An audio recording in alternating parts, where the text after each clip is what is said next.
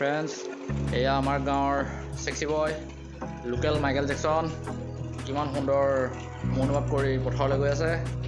So বেছি দেৰি নকৰি ভিডিঅ'টো আৰম্ভ কৰোঁ। হাই friends, welcome to my YouTube channel. Friends, আজি আপোনালোকক মোৰ গাঁওখন অকণ দেখাম। ফ্ৰেণ্ডছ, চাওক চাৰিওফালে সেউজীয়া গছ গছনিৰে ভৰপূৰ, কিমান সুন্দৰ মনোমোহা দৃশ্য। আকাশখনলৈ চাওক, গছ গছনি ৰুৱক আপোনালোকেও, গছ গছনি থাকিলেহে মানুহ থাকিব। এইফালে চাওক, এইফালে এটা ফিচাৰীটোত মাছ কাছ ঘৰিয়াল সকলো আছে। আৰু এয়া কি, এয়া হয়না পোৱালি, চৰি গৰু পোৱালি। হাই কাউ পোৱালি, হেল্ল' হেল্ল' হেল্ল'। গৰু আগত টুকুৰি পাই শিং জুকুৰি ঘাঁহ খায়, শিং নাই অৱশ্যে, চৰি লাগি থাকা। অ'কে, এইফালে চাওক, বৰষুণ যিহেতু এইবাৰ নাই, গতিকে ধান খেতি কৰিব পৰা নাই। এইবাৰ মাটিৰ মালিকে শুকান মাছ আৰু নিমখৰ খেতি কৰিব। All the best to him. চাৰিওফালৰ পৰিৱেশটো চাওক, কিমান সুন্দৰ পৰিৱেশ।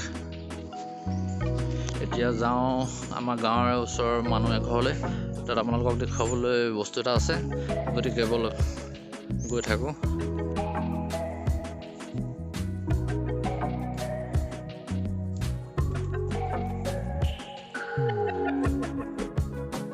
ফ্ৰেণ্ডছ, আহি পালোঁ। এয়া কণী মেচিন অৰ্থাৎ ইনকুবেটৰ।